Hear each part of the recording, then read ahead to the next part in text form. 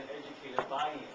That with all this talk about extending the academic day or all these other things, that you can get people in your classrooms, teachers in your classrooms who are willing and committed to do it. One of the biggest criticisms about this school district outside of it is that they don't believe teachers who work for this school district are truly committed.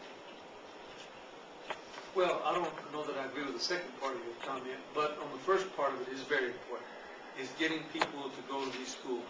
So we have gone out, we sought their input, and obviously we paid $6,000 last year, and that didn't change the behavior. We got more applicants, but we didn't get a whole lot more great applicants.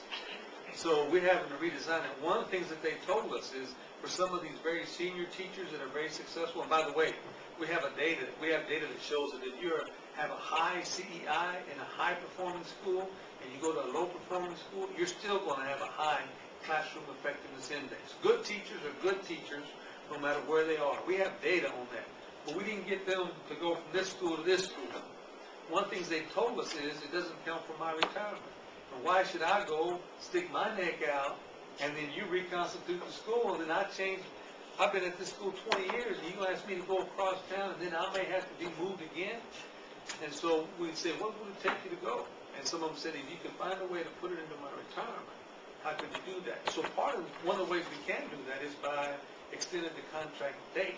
You know, teachers, even though they only get paid for 187 days, most of them work over 200 days. They just don't get paid for those other 13 days. Somehow they work those days. So our proposal is to pay them on an extended contract so that they would have more cash on their retirement side. And then they can still earn the $10,000 bonus on top of that.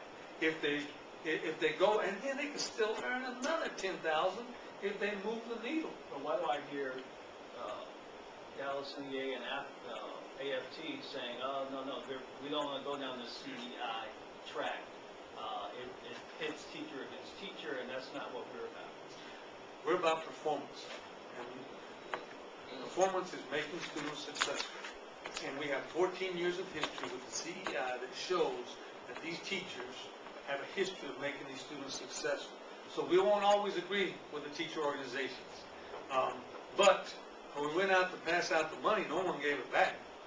We didn't have one person say, I'll give this money back because I have a high CEI and I got $8,000 or $6,000. They all took the money. But there's another part of that too, though. And the teachers' organizations are right about this. The money may get me to go, but it won't make me stay.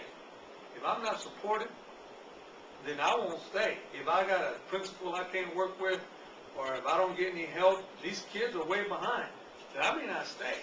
So we got to look at that side of it. They're exactly right about that. So we have built in these schools more academic coaches. Not just a math coach, we're going to have an algebra coach and a geometry coach. So they have fewer teachers to work with and give them more support. And they're not going to be supervised by these coaches. They're going to be helped by these coaches. So that's part of the strategy, is give them support and make sure they have a good working environment. Because they'll leave even if we pay them and they're unhappy. They won't stay. Because they got options. Remember, they can just stay where they are. They can go to Plano or Frisco. They can go somewhere else.